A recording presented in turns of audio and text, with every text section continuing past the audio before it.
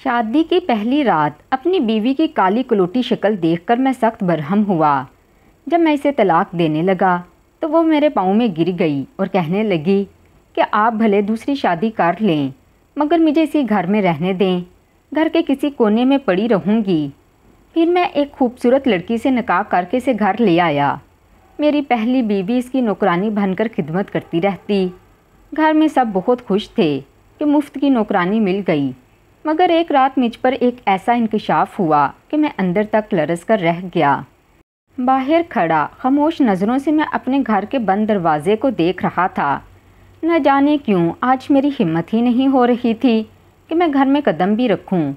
اچانک مغرب کی اذان قریبی مسجد سے بلند ہوئی تو میں چونک کر آسمان کی طرف دیکھنے لگا۔ سردیوں کی شام جلد ہی رات کی تاریکی میں ڈھلنے والی تھی۔ میں نے ایک گہری سانس لی اور سوچنے لگا کہ میں چاہوں یا نہ چاہوں مجھے گھر میں تو جانا ہی ہے، کیونکہ اس کے علاوہ میرے پاس کوئی ٹھکانہ بھی تو نہیں تھا۔ پھر میں دروازہ کھول کر اندر داخل ہو گیا۔ پورا گھر ہمیشہ کی طرح چمک رہا تھا۔ گھر کے ماربل میں مجھے اپنا عکس نظر آیا۔ اس پہر بھی پورے گھر میں گرد کا نام و نشان تک نہ تھا، یوں جیسے نہ جانے کتنی دفعہ گھر کی صفائی کی گئی ہو۔ میرے جوتے مٹی سے اٹے ہوئے تھے۔ میں چلتا ہوا آگے گیا تو پیچھے صاف فرش پر نشان بنتے چلے گئے۔ ڈرائنگ روم میں داخل ہوتے ہی میری نظر اندر کے منظر پر پڑی۔ اندر خوب رونق لگی ہوئی تھی۔ میری بیوی سجی سنوری سی کالے کلر کے سوٹ میں بیٹھی ٹی وی دیکھ رہی تھی۔ چائے کا کپ اس کے ہاتھ میں تھا۔ اسے دیکھتے ہی میرے لبوں پر مسکراہٹ ابھری۔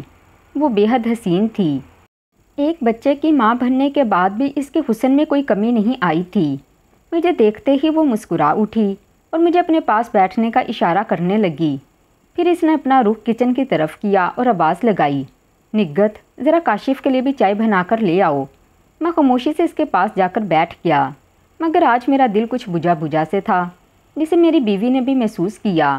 اسی لیے وہ یہاں وہاں کی باتیں کر کے میرا دھیان بھٹکانے کی کوشش کر رہی تھی، کیونکہ اسے بھی شاید اندازہ ہو گیا تھا کہ میں کس بات پر دکھی تھا۔ پھر تھوڑی ہی دیر گزری تھی جب کچن سے چائے کا کپ لیے نگت باہر آئی۔ اسے دیکھ کر میں چونکا، لیکن وہ خاموشی سے چائے کا کپ میرے سامنے رکھ کر واپس مڑ گئی۔ میری بیوی نے اسے شام کے کھانوں کی ایک لمبی سی لسٹ تھما دی تھی۔ وہ سر ہلاتے ہوئے کچن کی جانب واپس مڑ گئی، مگر جاتے جاتے وہ راستے میں پڑے ہوئے کھلونے سمیٹ کر ان کی جگہ پر واپس رکھنا نہیں بھولی تھی۔ میری نظروں نے دور تک اس کا تعاقب کیا۔ چائے کا کپ ہاتھ میں تھامے بھی میں غائب دماغی کے عالم میں ہی رہا۔ شام کا کھانا ہمیشہ کی طرح بے حد لذیذ بنا تھا۔ نگت کے ہاتھوں میں تو کوئی جادو تھا۔ میری بیوی کھانے کے دوران بھی مسلسل باتیں کیے جا رہی تھی، مگر میرا دھیان اس کی باتوں کی طرف نہیں تھا۔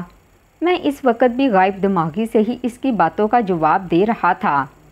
پھر میں جلدی سونے کا بہانہ کر کر اٹھ گیا، مگر نہ جانے میرے دل پر کیا بوجھ تھا جو اتنی دیر کروٹیں بدلنے کے بعد بھی مجھے نیند نہیں آ رہی تھی۔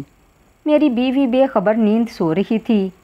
سوتے ہوئے بھی اس کے حسین چہرے پر سے نظر ہٹانا مشکل ہو جاتا تھا۔ میں خاموشی سے اٹھا اور کمرے سے باہر نکل آیا۔ یوں ہی لاؤنج میں دائیں بائیں ٹہلتے ہوئے میرے کانوں سے آواز ٹکرائی۔ جس جگہ سے آواز آ رہی تھی میرے قدم خود بخود اس جانب اٹھنے لگے۔ کمرے کا دروازہ کھلا۔ میں نے ہاتھ کا دباؤ ڈال کر کمرے کا دروازہ مکمل طور پر کھول دیا، مگر سامنے کا منظر دیکھتے ہی میرے پیروں تلے سے زمین ہی نکل گئی۔ جو کچھ میں نے دیکھا تھا اس کے بعد خود پر قابو پانا میرے لیے بے حد مشکل ہو گیا۔ اسی وجہ سے آج میرا دل بوجھل تھا۔ یہ ایک نامحسوس خوف تھا جس نے صبح سے ہی مجھے اپنی لپیٹ میں لے رکھا تھا۔ میری سانس تیز تیز چلنے لگی۔ اتنی سردی میں بھی میرے ماتھے پر پسینہ آنے لگا۔ مجھے اپنے جسم پر پہنا ہوا لباس چبھنے لگا تھا۔ میرا دل شدید خوف سے دھڑک رہا تھا۔ آنسو تھے کہ بہتے ہی چلے جا رہے تھے۔ اتنی رات میں اگر کوئی مجھ جیسے مضبوط مرد کو روتے ہوئے دیکھ لیتا تو نہ جانے کیا سوچتا۔ ماضی مجھے پوری قوت سے جھنجھوڑ رہا تھا، اسی لیے پھر بھی میں نہ چاہتے ہوئے آج سے 3 سال قبل واقعے کو یاد کرنے لگا۔ میں لندن یونیورسٹی سے پڑھ کر آیا تو میری شخصیت میں ایک عجیب ہی نکھار آ گیا۔ خود میں بھی ہواؤں میں اڑ رہا تھا، کیونکہ ہمارے خاندان میں کوئی بھی لڑکا میرے مقابل کا نہ تھا۔ یہاں تو لوگ پاکستان میں پڑھنے کے لیے ترستے ہیں۔ کم عمری میں ہی ان کے والدین انہیں کسی ورک شاپ یا سبزی منڈی والے کی دکان یا ٹھیلے میں بٹھا دیتے ہیں۔ صرف ایک میرے ماں باپ ہی تھے جنہوں نے مجھے محنت مزدوری کرنے کے بعد پڑھنے کے لیے لندن بھجوا دیا۔ خود میں بھی لائق فائق تھا، اسی لیے جلد ہی اسکالرشپ حاصل کر لی۔ اب 4 سال لندن میں پڑھ کر واپس آنے کے بعد میں مکمل طور پر بدل چکا تھا۔ میرے گھر واپس آنے کی خوشی میں میری ماں نے پورے خاندان کی دعوت رکھی تھی۔ خاندان کی لڑکیاں چھپ چھپ کر مجھے دیکھتے ہوئے ایک دوسرے کی طرف اشارہ کر رہی تھیں۔ ہر ماں کی یہی خواہش تھی کہ میں ان کا داماد بنوں۔ اس خیال نے مجھے جیسے مغرور سا بنا دیا۔ میں ہواؤں میں اڑنے لگا۔ میں مغرور کیوں نہ ہوتا، میں خوبصورت تھا، اعلیٰ تعلیم یافتہ تھا اور پاکستان آتے ہی مجھے ایک بہترین نوکری مل گئی تھی۔ ہمارے مالی حالات بہتر ہونے لگے تھے۔ ان سب چیزوں نے مل کر میری شخصیت میں ایک عجیب سا گھمنڈ پیدا کر دیا تھا۔ دعوت کے دوران بھی میں نے کافی لڑکیوں کی نظریں خود پر مرکوز محسوس کی تھیں، لیکن میں نے سر جھٹک دیا۔ میں نے سوچ رکھا تھا کہ میں شادی کروں گا تو صرف اپنی مرضی سے، کیونکہ میری دلہن میری ٹکر کی ہونی چاہیے۔ اس خیال نے میرے دل میں ایک ایسی جگہ بنا لی تھی کہ مجھے کوئی بھی لڑکی آسانی سے پسند نہیں آتی تھی۔ میں ہر لڑکی کو اپنے معیار کے حساب سے سوچتا تھا۔ دعوت ختم ہوئی تو میری ماں بے حد خوش تھی۔ وہ بار بار میری بلائیں لینے لگی۔ پہلے اس خاندان کے لوگوں نے مجھے کبھی منہ ہی نہیں لگایا تھا۔ آج میرا بیٹا اعلیٰ تعلیم یافتہ بن کر لوٹا ہے تو دیکھو کیسے سب میرے آگے پیچھے پھر رہی ہیں۔ میری ماں فخر سے کہہ رہی تھی۔ میں مسکرا دیا تو وہ ابا کے پاس جا کر بیٹھ گئیں اور انہیں کسی رشتہ دار کے بارے میں بتانے لگیں جنہوں نے مجھے اپنی بیٹی دینے کی بات کی تھی۔ مجھے اماں کی بات سن کر غصہ آ گیا۔ میں کہنے لگا، اماں میرے لیے لڑکی ڈھونڈنے کی کوئی ضرورت نہیں، شادی میں اپنی مرضی سے ہی کروں گا۔ میری بات سن کر اماں کے چہرے کا رنگ ہی اڑ گیا اور وہ کہنے لگی کہ کوئی ضرورت نہیں اپنی مرضی سے، شادی کروں گا۔ خبردار جو ایسی بات منہ سے نکالی تو شادی کے لیے نسل ذات پات سب دیکھنا پڑتا ہے، نہ جانے کہاں سے لڑکی تو لے آئے گا۔ بیٹا سب سے پہلے تو یہ دیکھنا پڑتا ہے کہ لڑکی گھر بسانے والی ہونی چاہیے، اس لیے شادی تو تمہاری میں اپنی مرضی سے ہی کروں گی، اور فکر نہیں کرو تمہارے لیے میں ہیرے جیسی لڑکی ڈھونڈ کر لاؤں گی۔ اماں کی بات سن کر میں خاموش ہو گیا۔ لڑکی چاہے اماں ڈھونڈے یا میں، مجھے چاہیے تو ہیرے جیسی لڑکی ہی تھی نا۔ میرے موبائل میں کال آ رہی تھی، اسی لیے میں گھر سے باہر نکل گیا، مگر میرا ذہن اب تک اماں کی باتوں میں الجھا ہوا تھا۔ شادی کی خواہش تو ہمیشہ سے میرے دل میں بھی تھی، اور ویسے بھی کون سا ایسا لڑکا ہوگا جسے شادی کی خواہش نہیں ہوگی، اور میرے پاس تو سب کچھ تھا سوائے ایک خوبصورت بیوی کے جو میرے ساتھ قدم سے قدم ملا کر چل سکے، جو میرے ساتھ چلے تو بہت ہی حسین لگے۔ ایک دن میں نوکری سے گھر آیا تو مجھے گھر میں رونق کا احساس ہوا۔ میں نے آگے بڑھ کر ڈرائنگ روم میں جھانکا تو ایک جانی پہچانی عورت مجھے دیکھ کر مسکراتی ہوئی اٹھی اور مجھ سے آ کر ملتی ہوئی کہنے لگی، ماشاء اللہ کتنا خوبصورت نوجوان ہو گیا ہے میرا بیٹا۔ پھر انہوں نے میرے ماتھے پر بوسہ لیا اور میں اب تک اس عورت کو نہیں پہچان پایا تھا، مگر پھر میری ماں نے مجھے کہا، یہ تمہاری پھپھو ہے جو دوسرے شہر میں رہتی ہیں، تم سے ملنے کے لیے آئی ہیں۔ اماں کی بات پر میں نے سر ہلایا۔ وہ مجھ سے بہت محبت سے پیش آ رہی تھی۔ دراصل پھپھو کی شادی ایک غریب کسان سے ہوئی تھی، جس کے بعد وہ گاؤں چلی گئی تھیں اور پھر وہاں سے ہی وہ چھوٹے سے شہر میں شفٹ ہو گئی تھیں، مگر ہمارا ان سے ملنا جلنا نہ ہونے کے برابر تھا، اسی لیے میں انہیں پہچان نہیں پایا۔ پھپھو کے ساتھ ان کے شوہر بھی آئے تھے۔ انہیں دیکھ کر ہی اندازہ ہو رہا تھا کہ وہ انتہائی غریب تھے۔ ان کے کپڑے سادہ مگر صاف اور نفاست سے استری کیے ہوئے تھے۔ ابا کے ساتھ بہت محبت سے پیش آ رہے تھے اور اماں بھی بار بار ان کے سامنے کھانے پینے کی چیزیں پیش کر رہی تھیں۔ مجھے تھوڑا سا عجیب تو لگا، کیونکہ میری ماں نے کبھی اپنے سسرال والوں کی اتنی آؤ بھگت نہیں کی تھی۔ خیر میں کندھے اچکاتا اپنے کمرے کی طرف بڑھ گیا۔ مجھے ان سب سے کیا لینا دینا۔ رات بڑی دیر تک محفل جمی رہی۔ اگلی صبح میں کام پر گیا، واپس آیا تو اماں بہت خوش تھیں۔ انہوں نے مجھے بتایا کہ تمہاری پھپھو یہاں پر اس لیے آئی تھیں تاکہ وہ تمہیں اپنا داماد بنا سکیں۔ میں فخر سے مسکرا دیا۔ لوگ تو مجھے گھر آ کر اپنا داماد بنانے پر تیار تھے۔ اماں بہت خوش تھیں اور وہ اس رشتے پر راضی بھی تھیں، مگر مجھے اعتراض تھا۔ میں شادی سے پہلے ایک مرتبہ لڑکی کو دیکھنا چاہتا تھا، مگر جب میری ماں نے میری بات سنی تو وہ ہنس پڑیں اور کہنے لگیں، ارے تم فکر نہیں کرو، میں نے لڑکی کو دیکھ رکھا ہے، وہ بے حد حسین ہے اور تمہاری ساری توقعات پر پورا اترے گی، بس وہ تھوڑے غریب سے ہیں نا، اور دوسرے شہر میں رہتے ہیں، اسی لیے انہیں وہاں جا کر دیکھنے کا وقت نہیں۔ ویسے بھی میں تمہاری شادی جلدی کرنا چاہتی ہوں، اور اب میری بوڑھی ہڈیوں میں اتنا دم خم نہیں کہ تمہارے ناز نخرے اٹھا سکوں۔ جب تمہاری بیوی آئے گی تو وہی تمہارے ناز نخرے اٹھائے گی۔ اماں کی بات میں نے نہ چاہتے ہوئے بھی مان لی۔ ویسے بھی میری ماں کو اتنی جلدی کوئی چیز پسند نہیں آتی تھی، اور اب جب کہ وہ کہہ رہی تھیں تو یقیناً وہ اچھی لڑکی ہی ہوگی، اور اگر وہ سسرال کی کسی چیز کی تعریف کر رہی ہیں تو وہ واقع میں ہی اچھی اور لڑکی لائق ہوگی۔ میری رضامندی دیتے ہی گھر میں شادی کے ہنگامے بجنے لگے۔ شادی کے ہنگاموں کے دوران میں نے بہت کوشش کی کہ کسی طرح میری اس لڑکی سے بات ہو سکے، مگر مجھے پتہ چلا کہ وہ لوگ اتنے غریب ہیں کہ اس لڑکی کے پاس موبائل ہی نہیں ہے، اور نہ ہی وہ لڑکی اس طرح کی ملاقات کرنا پسند کرتی ہے۔ پھر میں نے خود کو تسلی دی کہ چلو شادی میں دن ہی کتنے رہ گئے ہیں۔ میں بے تابی سے اپنی شادی کے دن کا انتظار کرنے لگا۔ آفس میں بھی سب کو میری شادی کے بارے میں پتہ چل گیا تھا، وہ لوگ بھی مجھے مبارکباد دے رہے تھے۔ میرے آفس کے تمام لوگ ہائی اسٹینڈرڈ کے لوگ تھے، اسی لیے میں نے شہر کے سب سے بڑے ہال میں اپنے ولیمے کی تقریب منعقد کی تھی۔ آخر کار شادی کا دن بھی آن پہنچا۔ میں نے روپیہ پانی کی طرح بہایا تھا۔ میں نے بری کی ایک ایک چیز شاندار بنائی تھی۔ میں چاہتا تھا جتنی میری دلہن حسین ہے، اس کے شان شان ہی میں اپنی تیاری مکمل رکھوں۔ بارات لے کر ہمیں دوسرے شہر جانا تھا۔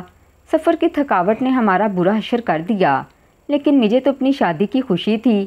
پھپھو کے چھوٹے سے گھر میں دلہا بنا بیٹھا میرا دم گھٹنے لگا۔ میں نے اماں سے کہا کہ پھپھو سے کہیں وہ کوئی ہال بک کر لیں، مگر اماں نے کہا کہ وہ بہت غریب لوگ ہیں، وہ لوگ افورڈ نہیں کر سکتے۔ پھر تھوڑی دیر میں ہی میرا نکاح ہو گیا۔ نکاح کے چھوارے تقسیم ہونے لگے تو میں نے اپنی ماں کی طرف سوالیہ نظروں سے دیکھا، کیونکہ مجھے بھوک لگ رہی تھی اور سب براتیوں کو بھی، مگر دلہن والوں کی طرف سے کھانے کا کوئی انتظام ہوتا نظر نہیں آ رہا تھا۔ آخر میں نے تھک ہار کر اپنے برابر میں بیٹھے اپنے سسر سے اس بارے میں پوچھا تو وہ کہنے لگے کہ بیٹا، ہم نے تو پہلے ہی کہا تھا کہ ہماری اتنی گنجائش نہیں کہ ہم سب براتیوں کو کھانا کھلا سکیں۔ آپ کی امی سے ہماری بات پہلے ہی ہو چکی ہے، انہوں نے کہا تھا کہ وہ براتیوں کو کھانا خود ہی کھلا دیں گے۔ اپنے سسر کی بات سن کر میرے سر پر تو آسمان ہی ٹوٹ پڑا۔ مجھے بے حد غصہ آیا۔ یہ تو سراسر میری بے عزتی تھی۔ میرے ساتھ آئے ہوئے مہمان کیا سوچیں گے کہ میں نے کن لوگوں میں شادی کی ہے جو اپنی بیٹی کے سسرال والوں کو کھانا ہی نہیں کھلا سکتے۔ مجھے یہ سوچ سوچ کر ہی غصہ آنے لگا۔ میرا چہرہ سرخ پڑ چکا تھا۔ اپنے سسرال والوں کے خلاف یہ پہلی گرا تھی جو میرے دل میں پڑ چکی تھی۔ میں خاموشی سے اٹھا اور میں نے اپنے ایک جاننے والے سے کھانے کا کہہ دیا۔ کچھ ہی دیر میں کھانا آ گیا اور براتی کھانا کھانے لگے۔ میں اپنی ماں سے سب پوچھنا چاہتا تھا، مگر یہ وقت مناسب نہیں تھا۔ پھر تھوڑی دیر بعد ہی میری دلہن کو میرے برابر میں لا کر بٹھا دیا گیا۔ میں اسے دیکھ کر مطمئن ہو گیا، کیونکہ وہ لمبے قد کی تھی، مگر اس کے چہرے پر گھونگھٹ تھا۔ اس کے اسمارٹ سے وجود کو دیکھ کر میں سوچ رہا تھا کہ یقیناً یہ بے حد خوبصورت ہوگی۔ مجھے رخصتی کی جلدی ہونے لگی۔ ویسے بھی اب میں مزید وہاں پر بیٹھنا نہیں چاہتا تھا۔ تھوڑی دیر بعد ہی ہم دلہن کو لے کر واپسی کے لیے نکل گئے۔ گھر پہنچتے پہنچتے بہت دیر ہو چکی تھی۔ میں بہت بےتاب ہو رہا تھا، مگر میری ماں کو رسموں کی پڑی تھی۔ چھوٹی چھوٹی کئی رسمیں کرتے کرتے انہوں نے رات کے 2 بجا دیے تھے۔ میں نے انہیں اشارے سے کہا اب میں بہت تھک گیا ہوں اور کمرے میں جانا چاہتا ہوں۔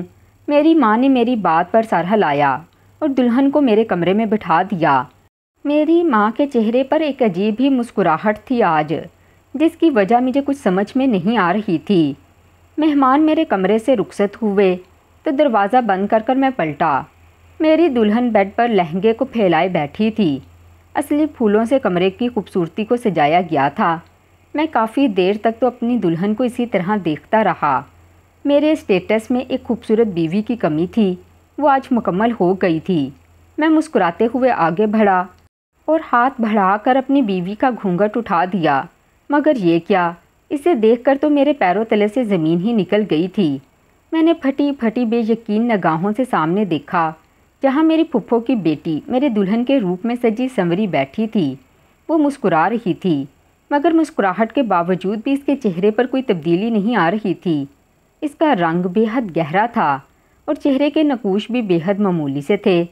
میرے دل میں اسے دیکھ کر ایک دم کراہت سی ابھری۔ وہ نظریں جھکائے خاموشی سے بیٹھی، شاید اپنی تعریف کی منتظر تھی اور شاید منہ دکھائی کے تحفے کی بھی، مگر ایک نظر اس پر ڈالنے کے بعد میرا دل ہی نہیں چاہ رہا تھا کہ میں اس پر دوسری نگاہ بھی ڈالوں۔ کم میں غصے سے میرے دماغ کی رگیں پھٹنے لگی تھیں۔ آخر میں نے اپنا سر تھامتے ہوئے اس سے کہا، یہ سب کیا ہے؟ میری ماں نے کہا تھا کہ تم بے حد خوبصورت ہو، مگر تم تو اس قدر بدصورت ہو کہ تم پر ایک نگاہ ڈالنے کے بعد دوسری نگاہ ڈالنے کا بھی دل نہیں چاہ رہا۔ تم میرے معیار کے مطابق تو ہرگز بھی نہیں ہو۔ بہت بڑی غلطی ہو گئی مجھ سے جو تمہیں دیکھے بغیر تم سے شادی کر لی۔ میری بات سن کر وہ بیچاری لڑکی جو دھیما دھیما مسکرا رہی تھی ایک دم سے چونکی۔ میرے توہین آمیز الفاظوں سے اس کی آنکھوں میں آنسو بھرنے لگے، مگر میں کیا کرتا؟ مجھے سیاہ رنگ سے تو ویسے بھی چڑ تھی، اور میں نے کبھی خواب میں بھی نہیں سوچا تھا کہ میری بیوی کی رنگت اتنی کالی ہوگی۔ گہری سانولی رنگت پر میک اپ نے اسے مزید بدصورت بنا دیا تھا۔ پھر میں گھبرا کر بیڈ سے نیچے اتر گیا۔ میں اس سے کہنے لگا، میں تمہیں چھوڑ دوں گا، تمہیں طلاق دے دوں گا۔ میں تم جیسی لڑکی کو اپنی بیوی بنا کر نہیں رکھ سکتا۔ مجھے تو سمجھ نہیں آ رہا کل ولیمے کی تقریب میں کیا کروں گا۔ میں نے اپنا سر پکڑ لیا اور سوچنے لگا، کل ولیمے میں تو سب لوگ میرا مذاق اڑائیں گے۔ میری بات سن کر وہ ایک دم اچانک ہی بیڈ سے نیچے اتری اور میرے پاؤں پکڑتے ہوئے کہنے لگی، نہیں، خدا کے لیے کاشف مجھے مت چھوڑنا، مجھے طلاق مت دینا۔ میرے والدین بہت غریب ہیں، وہ یہ صدمہ برداشت نہیں کر سکیں گے۔ تم چاہو تو دوسری شادی کر لو، میں کچھ نہیں کہوں گی، میں کونے میں پڑی رہوں گی، سارے گھر کا کام بھی کروں گی، مگر مجھے مت چھوڑنا۔ وہ زاروں قطار رو رہی تھی۔ اس کے گہرے سانولے ہاتھ میرے سفید پیر میں بہت عجیب لگ رہے تھے۔ میں گھبرا کر پیچھے ہٹ گیا۔ میرا دل تو چاہ رہا تھا کہ میں کمرے کی ہر چیز تہس نہس کر دوں۔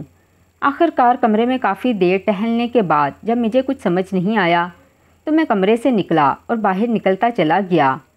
میری ماں باہر صوفے پر بیٹھی تسبیحات پڑھ رہی تھی۔ مجھے کمرے سے باہر آتا دیکھ کر مسکرائیں۔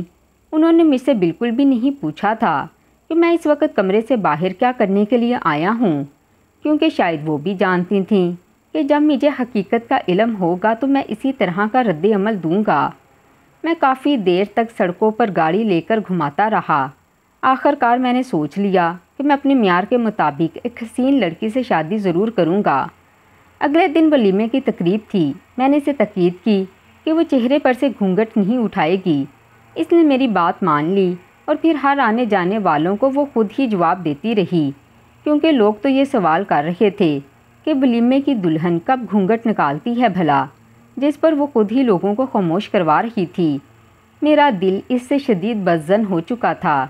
شادی کے بعد جب دعوتوں کا سلسلہ شروع ہوا تو میں بہانے بنا کر ہر گھر کو منع کر دیتا اور میں نے دوسرے دن ہی کام پر جانا شروع کر دیا۔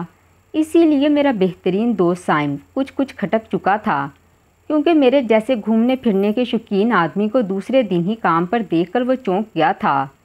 پھر اس نے بھی مجھے شام میں دعوت پر گھر بلا لیا۔ میں نے اسے بھی منع کرنا چاہا، مگر اس نے میری بات نہیں سنی اور سختی سے تاکید کرتے ہوئے کہا، تمہیں میرے گھر دعوت پر ضرور آنا ہوگا، ویسے بھی شادی کے اگلے دن ہی کون کام پر آتا ہے، تم ہنی مون پر بھی نہیں گئے، اب بھابھی کو تو کم از کم میرے گھر دعوت پر تو لے آؤ۔ اپنے دوست کی بات سنتے ہوئے میں نہ چاہتے ہوئے بھی شام میں اپنی بیوی کو لے کر اس کے گھر پہنچا۔ جب اس نے میری بیوی کی شکل دیکھی تو وہ میری حالت کا اندازہ لگا چکا تھا۔ وہ سمجھ گیا تھا کہ میرا چہرہ کیوں اترا اترا سا رہنے لگا ہے۔ اس نے گھر میں ہی طرح طرح کے پکوان پکائے ہوئے تھے۔ اس کے گھر کے فرد بھی مجھے گھر کا فرد ہی سمجھ رہے تھے، حالانکہ میں اس کے گھر پہلی مرتبہ آیا تھا۔ سائم نے جیسے ہی کھانا لگانے کا حکم دیا تو میں چونک گیا، کیونکہ اس کی چھوٹی بہن ڈائننگ ٹیبل پر کھانا لگا رہی تھی۔ میں اسے دیکھ کر اپنی نگاہیں پلٹنا ہی بھول گیا۔ بے شک وہ بے حد حسین تھی۔ ایسا لگتا تھا جیسے سیدھا پرستان سے اس دنیا میں آئی ہو۔ اس کا متناسب سراپا، گھنگھرالے بال اور سرخ سفید رنگت میرے دل اور دماغ پر طاری ہونے لگا تھا۔ بالکل ایسی ہی لڑکی تو میں اپنی بیوی کے روپ میں دیکھنا چاہتا تھا۔ میری نظروں کا ارتکاز محسوس کر اس نے بھی مجھے پلٹ کر دیکھا تو اس کے چہرے پر سرخی سی بکھر گئی۔ میرا دل مچل اٹھا۔ میں ہر صورت میں اسے اپنی بیوی بنانا چاہتا تھا۔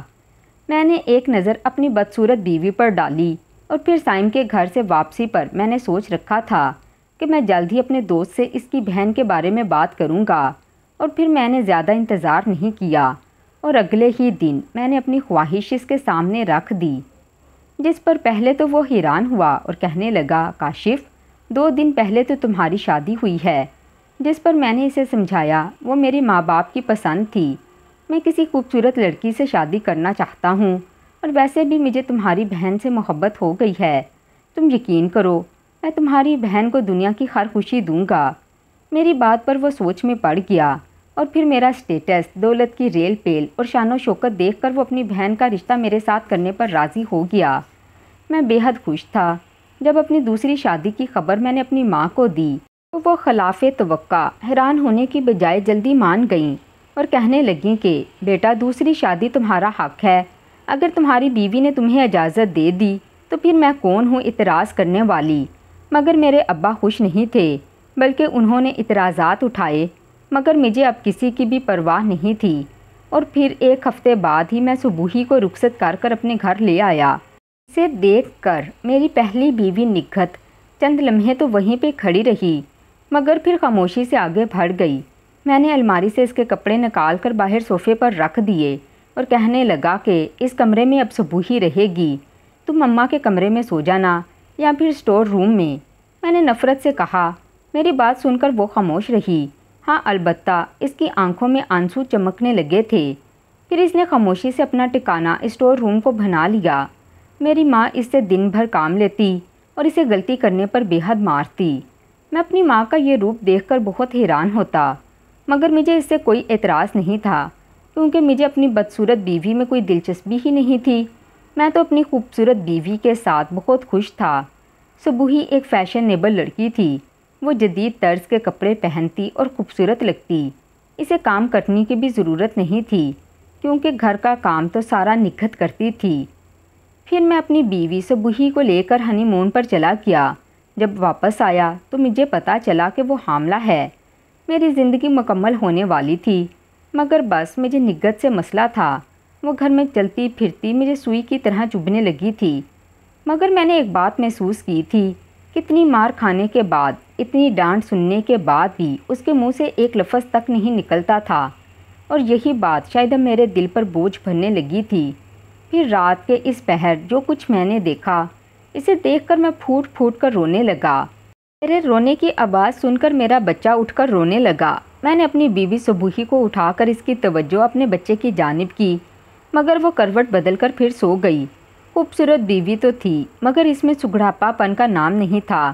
اپنے بچے کو خاموش کرا کر اس کو سلا کر میں دوبارہ کمرے سے نکل کر اس کمرے کی جانب آ گیا جہاں میں نے وہ منظر دیکھا تھا، جہاں میری بدصورت بیوی نگہت زاروں قطار روتے ہوئے اللہ تعالیٰ سے شکایت کر رہی تھی۔ مگر اب منظر الگ تھا۔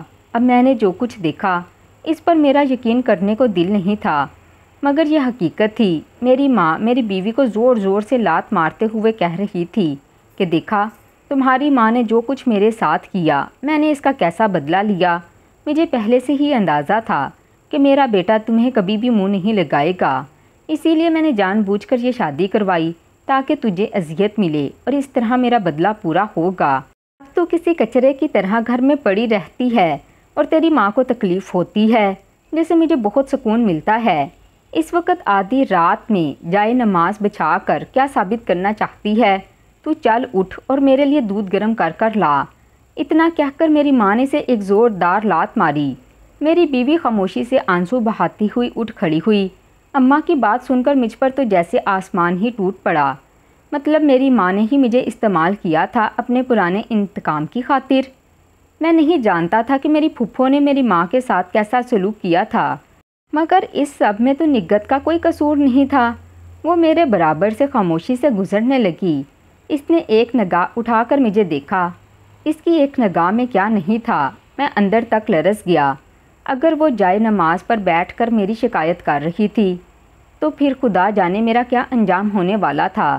مجھے اپنے آفس کے لوگوں کے بدلتے چہرے نظر آنے لگے تھے۔ میرے باس سے میری بار بار شکایتیں کی جا رہی تھیں۔ میرا بیٹا لاوارثوں کی طرح پورا دن پڑا رہتا تھا کیونکہ میری خوبصورت بیوی صبح کو اپنے حسن اور فیشن سے ہی فرصت نہیں ملتی تھی۔ پھر میں نے ہاتھ بڑھا کر اپنی بیوی کو جانے سے روکا اور اپنی ماں سے کہنے لگا، اماں یہ آپ نے اچھا نہیں کیا، آپ نے اپنے انتقام کی خاطر اس بیچاری کو سزا دی ہے۔ مجھے حقیقت کا علم اگر پہلے ہی ہو جاتا تو بہت اچھا ہوتا۔ آج سے میں آپ کو بالکل بھی اجازت نہیں دوں گا کہ آپ میری بیوی نگت پر کسی قسم کا بھی کوئی ظلم کریں۔ یہ اس گھر میں میری بیوی کی حیثیت سے آئی تھی اور آج سے میں اسے اپنی بیوی کا درجہ دے رہا ہوں۔ میری بات سن کر میری ماں گڑبڑا گئی اور میری بیوی نگت کے چہرے پر چمک آ گئی۔ پھر میں نے اپنی بیوی صبوحی کو بھی کہہ دیا، آج سے میں نگت کو اس کا حق دوں گا، جس پر پہلے تو اس نے خوب واویلا کیا، مگر اسے جیسے ہی میری دولت ہاتھ سے جاتی نظر آئی تو وہ بھی خاموش ہو گئی۔ اب میرے دل سے سارا بوجھ اتر چکا تھا کیونکہ میں نے انصاف کرنا سیکھ لیا تھا۔ اب میں اپنی پہلی بیوی کو بھی وہی درجہ دے رہا تھا جو دوسری بیوی کا تھا۔ میری بیوی نگت اب بھی سارے گھر کے کام کرتی تھی، مگر اب اس کے چہرے پر آنسوؤں کی بجائے چمک تھی۔ میں نے محسوس کیا کہ وہ اتنی بھی بدصورت نہیں جتنی مجھے لگتی تھی۔ پھر میں نے دل میں عہد کیا کہ جو ظلم میں نے اس بیچاری کے ساتھ کیا ہے میں اس سب کا ازالہ ضرور کروں گا۔ آخر میں تو صرف رب سے دعا ہے، اے رب کائنات ہماری بیٹیوں کے نصیب اچھے فرما، ان کے لیے ایسے رشتے مقدر فرما جو ان کی قدر کریں، ان سے محبت کریں، ان کو عزت دیں، ان کے آنسو بھرنے سے پہلے ان کے دکھ سمجھیں۔ یا اللہ جن بیٹیوں کے نصیب میں دکھ لکھے گئے تو اپنی رحمت سے وہ دکھ خوشیوں میں بدل دے، اور جو بیٹیاں تیری بارگاہ میں آنکھیں نم کر کے التجا کرتی ہیں ان کی دعاؤں کو شرف قبولیت عطا فرما۔ اے اللہ ہماری بیٹیوں کو دنیا آخرت کی ہر بلائی عطا فرما، آمین یا رب العالمین۔ تو ناظرین کمنٹ باکس میں لازمی بتائیے گا آج کی کہانی کیسی لگی۔ کہانی پسند آئی ہو تو ویڈیو کو لائک، چینل کو سبسکرائب کر دیں۔ ہوں کسی اور اچھی ویڈیو کے ساتھ، تب تک مجھے اپنی دعاؤں میں یاد رکھیے گا۔ شکریہ، اللہ حافظ۔